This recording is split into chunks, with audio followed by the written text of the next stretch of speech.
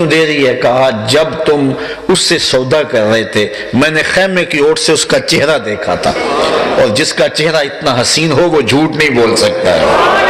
ابھی تھوڑے لمحے گزرے تھے کہ حضور علیہ السلام کے غلام آ گئے اور فرمایا قافلے والے کون ہیں جن سے ہمارے آقا نے اونٹ خریدا تھا؟ یہ قیمت حضور نے تمہاری اونٹ کی بھیجی ہے اور یہ تمہاری ضیافت کے لیے کھجوریں بھیجی۔ انہوں نے کہا ہم قیمت بعد میں لیں گے، پہلے بتا کہ وہ پیارا رہتا کہاں ہے؟ تو کہا یہی نخلستان مدینہ، یہ کھجوروں کا جھنڈ جو نظر آ رہا ہے یہی ڈیرا ہے اس پیارے کا۔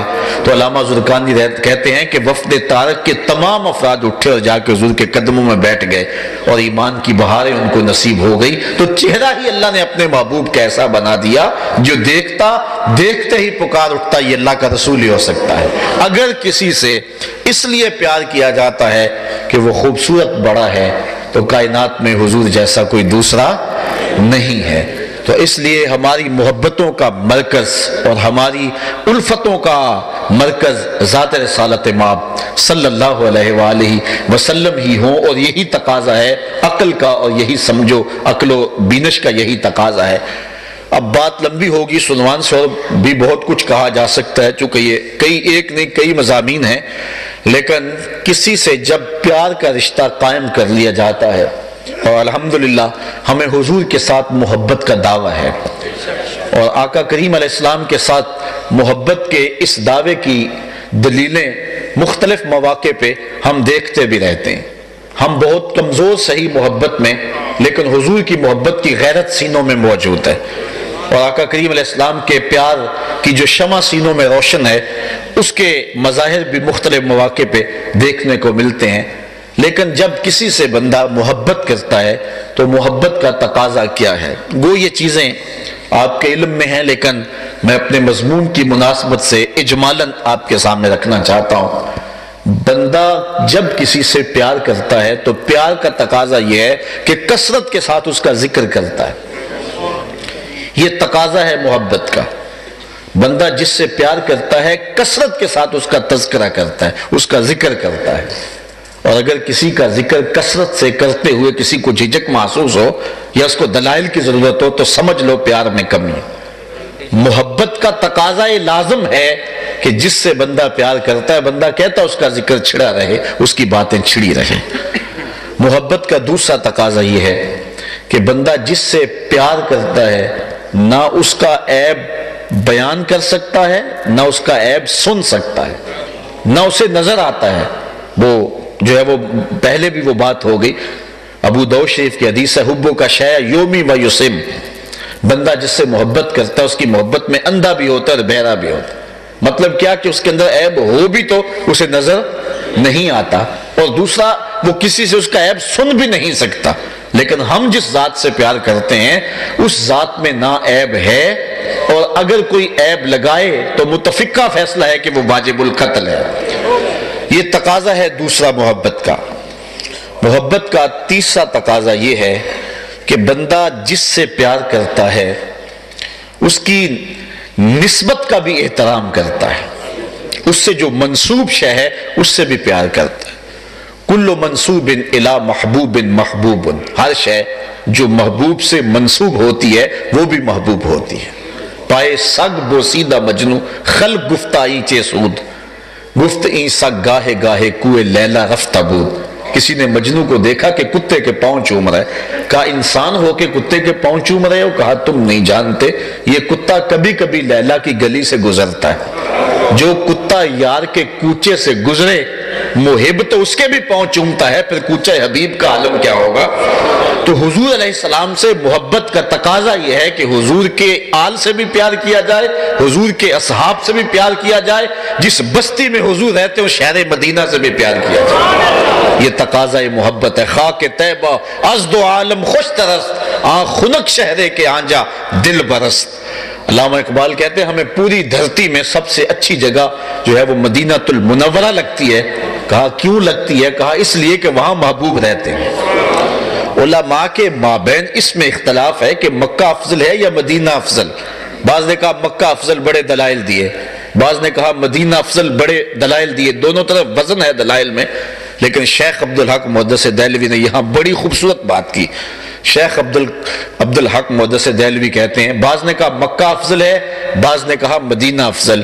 شیخ عبد الحق علیہ رحمہ فرماتے ہیں جب حضور مکے میں تھے تو مکہ افضل تھا، جب مدینے میں آ گئے تو مدینہ افضل ہو۔ جدھر جدھر سے وہ گزرتے گئے مجد و شرف بھی ادھر ادھر رہا۔ ایک بار وہ جدھر سے گزرے ہیں نصیر، ہزار بار ادھر سے بہار گزری۔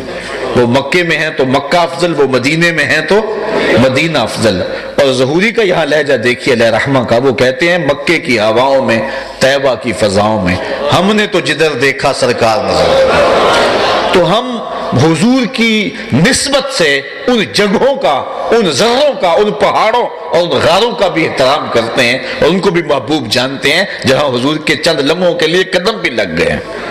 یہاں نشور وادی کا انداز تغزل دیکھیے، وہ کہتا ہے چند لمحوں کے لیے ٹھہرے تھے تم جس پیڑ کے نیچے، چند لمحوں کے لیے ٹھہرے تھے تم جس پیڑ کے نیچے، سنا ہے آج تک اس پیڑ کا سایہ مہکتا ہے، سنا ہے آج تک اس پیڑ کا سایہ مہکتا ہے۔ محبت کا تقاضا یہ ہے کہ بندہ جس سے پیار کرتا ہے اس کے وصل کی آرزو رکھتا ہے، بندہ تمنا رکھتا ہے کہ اس کا دیدار ہو، اور کوئی ایسا مومن ہوگا جس کے سینے میں حضور کی دید کی تمنا نہ مچل رہی ہوگی۔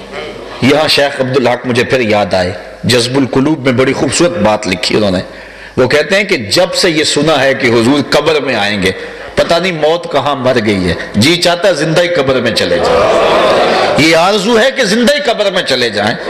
اللہ اکبر، یہ حضور علیہ السلام کے آنے کی جگہ ہے، تو عاشق تو پھر قبر کو بھی محبوب جانتے ہیں نا، کہ محبوب کے وصل کا مقام ہے قبر، اس لیے کہتے ہیں زندہ ہی قبر میں چلے جائیں، پتہ نہیں موت کہاں مر گئی ہے۔ حضور کے وصل کی آرزو یہ حضور کی محبت کا تقاضا ہے۔ تقاضے تو بہت، لیکن آخری بات، محبت کا تقاضا یہ ہے کہ بندہ جس سے محبت کرتا ہے، جس سے پیار کرتا ہے، اس کی اطاعت، اس کی فرما برداری کرتا ہے، اس کی بات مانتا ہے۔ آج ہم کثرت سے ذکر بھی کرتے ہیں، ہم نعرے بھی لگاتے ہیں، پیار کی کہانی بڑی خوبصورت ہے، حضور کا نام سن کے آنکھیں آنسوں کا خراج بھی دیتی ہیں، سب کچھ ہے، لیکن ہم نے تھوڑا سا غور یہاں کرنا ہے، کیا محبت کا یہ اہم اور سب سے بڑا تقاضا جو ہے کہ جب کسی سے بندہ پیار کرتا ہے تو پھر اس کی اطاعت اور اس کی فرما برداری کرتا ہے، کیا اس تقاضے میں اپنے آپ کو تولیں؟ کیا حضور علیہ السلام کی محبت اور حضور کا پیار اس سطح پہ ہے کہ ہم حضور علیہ السلام کی سنت سیرت کا مخالف نہ کریں اور اپنی زندگی کا ایک لمحہ حضور علیہ السلام کے طریقے کے مطابق لگا دیں؟ اور میرے استاذ المکرم ایک بڑا خوبصورت جملہ فرمایا کرتے تھے، آپ فرمایا کرتے تھے یہ نہ ہو کہ لوگ تمہیں پوچھے تم کون ہوتے ہو اور تمہیں بتانا پڑے کہ ہم مسلمان ہوتے ہیں، یہ دیکھو مذہب کے خانے میں اسلام لکھا ہوا ہے، بیرون ملک جاؤ تو کہو یہ دیکھو مذہب کے خانے میں اسلام لکھا ہوا ہے۔ آپ فرمایا کرتے تھے میاں نہ تمہیں بتانا پڑے نہ کسی کو پوچھنے کی ضرورت ہو، تمہاری شکل و صورت، تمہاری وضاحت، طرز گفتگو، انداز تکلم، تمہاری حیت، تمہارا اٹھنا بیٹھنا، انداز زندگی، طرز معاشرت ایسا ہونا چاہیے کہ تم دور سے چلے آ رہے ہو لوگ پہچان کے کہیں وہ دیکھو آقا کا غلام آ رہا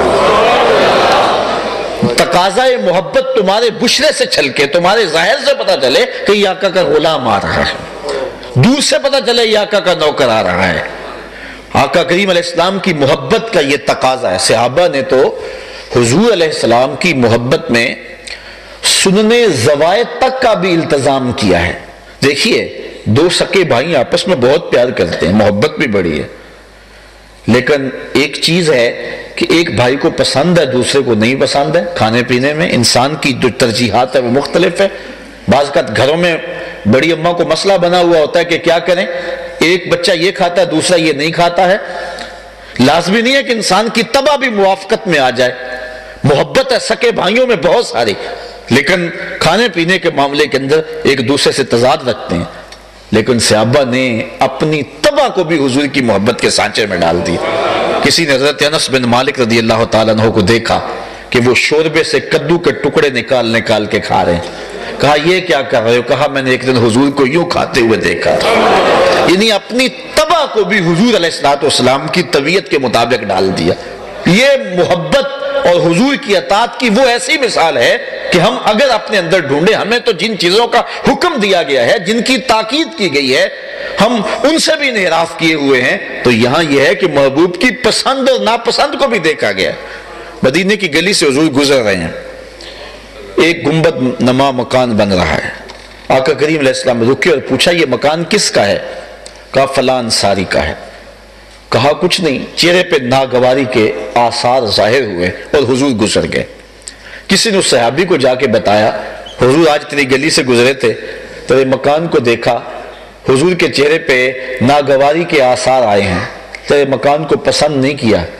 اس نے کدال لی اور اس مکان کو زمین کے برابر کر دیا۔ 2-4 دن گزرے، حضور دوبارہ اس راستے سے گزرے، دیکھا کہ وہ مکان منہدم ہے۔ فرمایا یہاں مکان تھا، کیا ہوا؟ کہا حضور گرا دیا گیا۔ فرمایا بلاؤ اس کو، بلایا گیا۔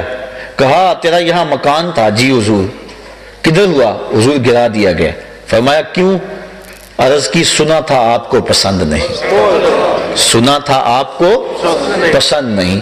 اب میں اور آپ آج کے اس درس میں یہی سبق لے کر کے جائیں اور دیکھیں ہمارا کیا کیا حضور کو پسند نہیں، سر سے پاؤں تک، طرز معاشرت سے انداز زندگی تک، شادی بیاہ ولیمے عقیقے سے لے کر کے مرنے تک، اپنی زندگی کے شب و روز دیکھیں، اپنی نجی زندگی دیکھیں، اپنی معاشرتی زندگی دیکھیں، اپنے انداز زندگی دیکھیں، طرز معاشرت دیکھیں، پھر ہم غور کریں اپنے آپ پہ کہ ہمارا کیا کیا حضور کو پسند نہیں ہے۔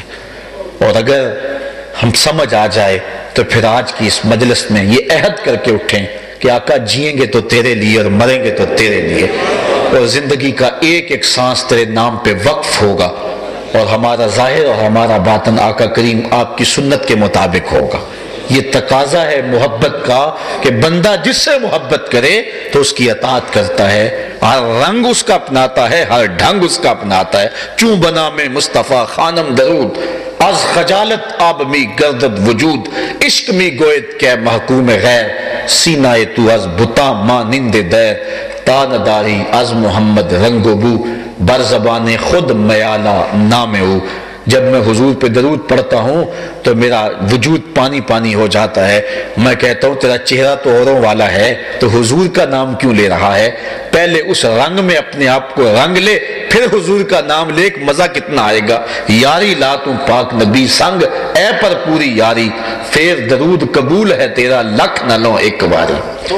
آپ اپنے گھروں کو سجائیں، حضور کے نام کے جھنڈے لگائیں، یہ بہت خوش قسمتی ہے اور خوش نصیبی ہے، لیکن کہیں ایسا نہ ہو کہ تمہاری گلی تو سجی ہوئی ہو لیکن دل اجڑا ہوا ہو، کہیں ایسا نہ ہو کہ چوبارے پہ تو کمکمے لگے ہوں اور اس کے اوپر چراغاں ہوا ہو لیکن دل کی گلیوں میں اندھیرا چھایا ہوا ہو، کہیں ایسا نہ ہو کہ تم نے میلاد کی گزرگاہوں میں، جلوس کی گزرگاہوں میں راستے کے اندر نالیاں اور نالیوں کا گند اپنے ہاتھوں سے صاف کیا ہو لیکن دل میں بغض، حسد، کینہ اور نفرت کا گند دل کی گلیوں میں اسی طرح پڑا ہوا ہو۔ اگر تم نے حضور کے ساتھ محبت کا دعویٰ کیا ہے تو پھر محبت کا تقاضا یہ ہے کہ اپنے آپ کو اسی رنگ میں رنگ لو اور تمہیں دور سے دیکھ کر لوگ کہیں کہ یہ آقا کا غلام آ رہا ہے۔ اللہ حضور کے ساتھ ہماری محبت کا جو دعویٰ ہے وہ سچا کر دے اور ہم جئیں بھی تو آقا کے لیے اور مریں بھی تو آقا کے لیے۔ اللہ مجھے آپ کو اپنی رحمتوں کا حصار اور نور دے۔ وآخر دعوانا ان الحمدللہ رب العالمین۔ الحمدللہ رب العالمین والصلاة والسلام علی سید الانبیاء والمرسلین۔ اے اللہ اٹھے ہوئے ہاتھ، پھیلی ہوئی جھولیاں رحمتوں سے بھر دے، بخت کی بہاریں نصیب کر دے اور مقدر کی خزائیں رخصت فرما۔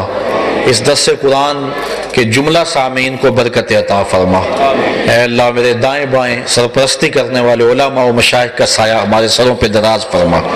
اے اللہ اپنا خاص کرم میرے وطن کے شامل حال کر، ملک کو امن کا گہوارہ بنا دے، یہاں دہشت گردی کے سلگتے علاؤ ٹھنڈے کر دے۔ اے اللہ نور و نکھت سے اس ملک کو مالا مال کر دے، پوری دنیا کے مسلمانوں کو باہم جڑنے کی توفیق دے دے۔